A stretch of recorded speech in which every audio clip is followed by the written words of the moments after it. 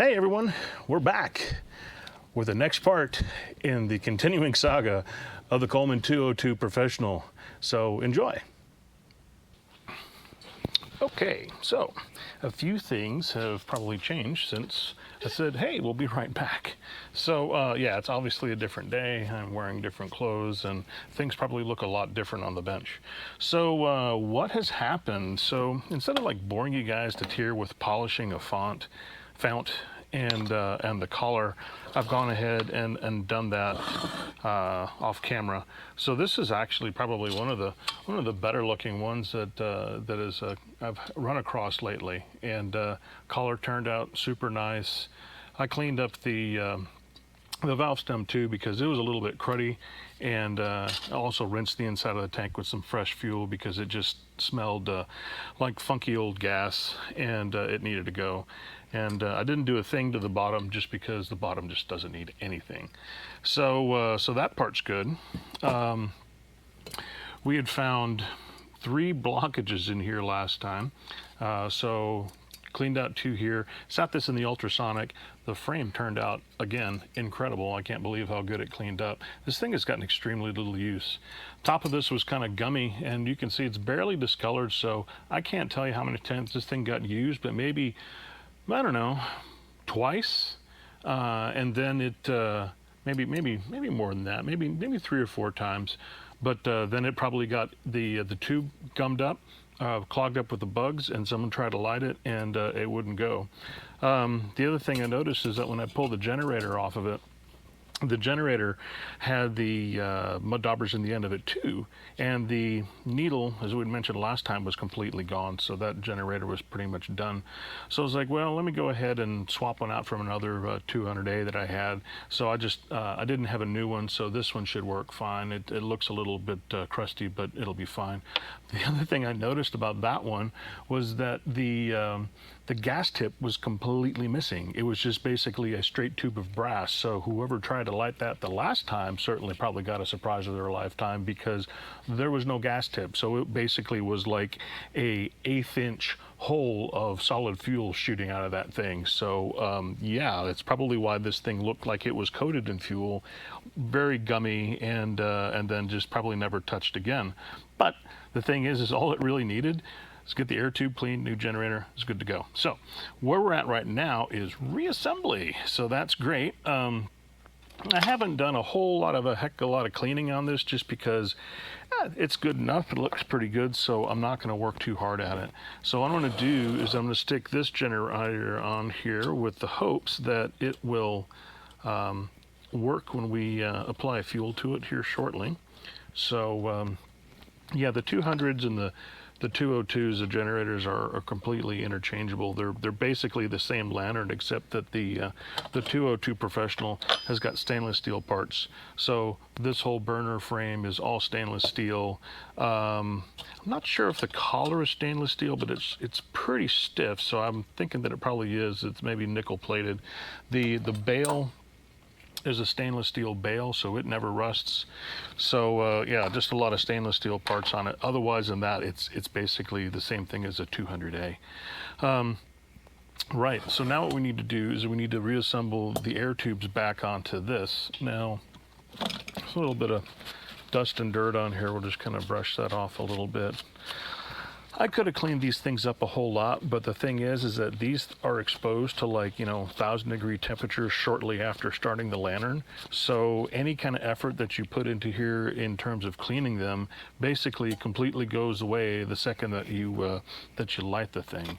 So that's why I don't put a whole lot of effort into cleaning that, other than the fact that making sure that it has clear passages. If the passages are clear, I'm pretty happy. So just one last pass with this one. I thought I saw a little bit of extra that mud dauber in there, and that seems to have got it out. Good.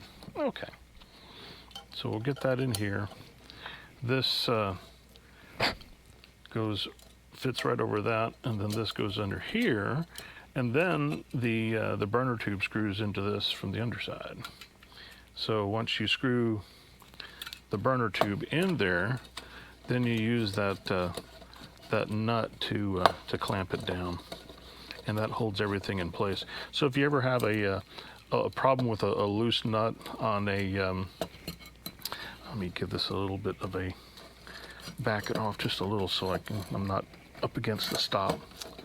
Probably gonna have to take it all the way out again. Yeah, so it's got a jam nut on here, and the jam nut is actually jammed up against it. So I'm gonna go ahead and loosen that off some.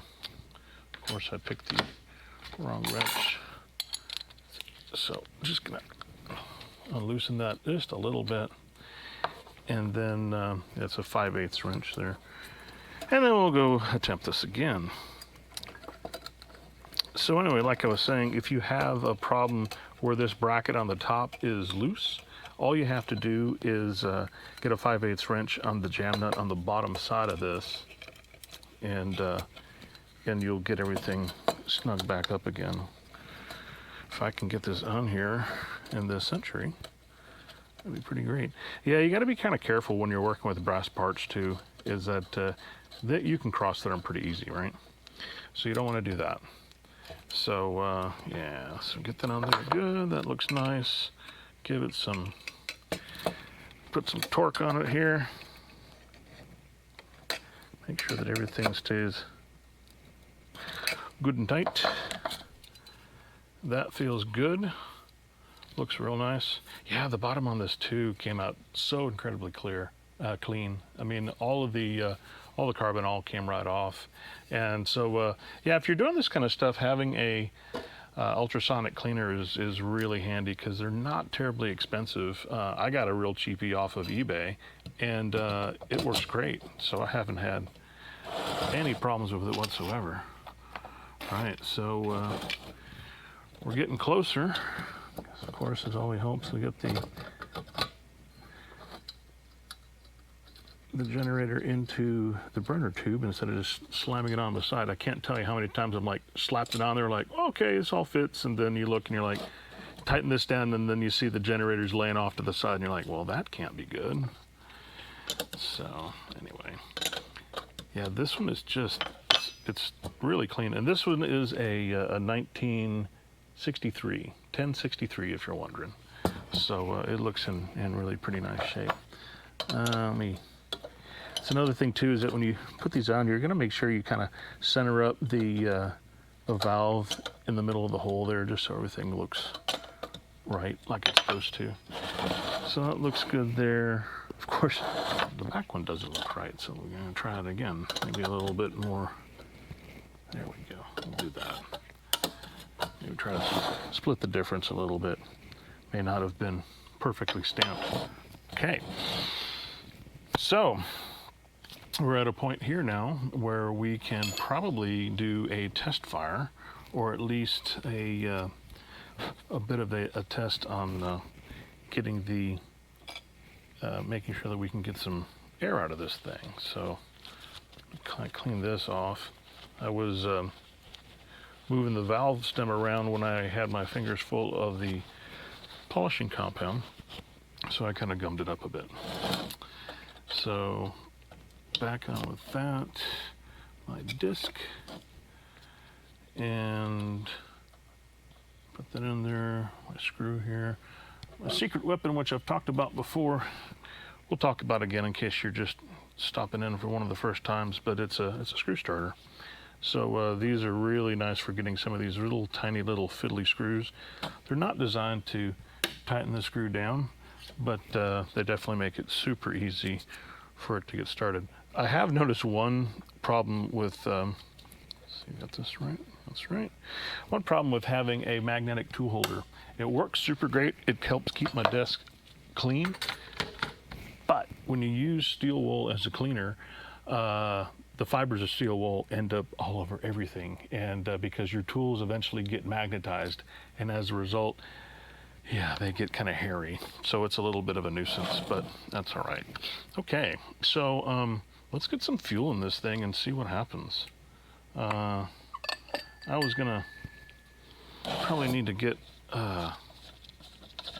some volunteer fuel out of one of my other lanterns. So let's see what we can, who wants to give up some fuel? All right. let's see. Probably have, there we go. This one's got some fuel.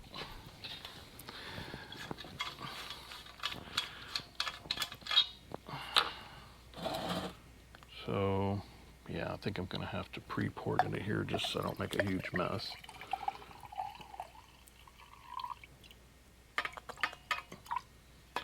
That's not a lot, but should be enough to wet the bottom of it, so that'll be good.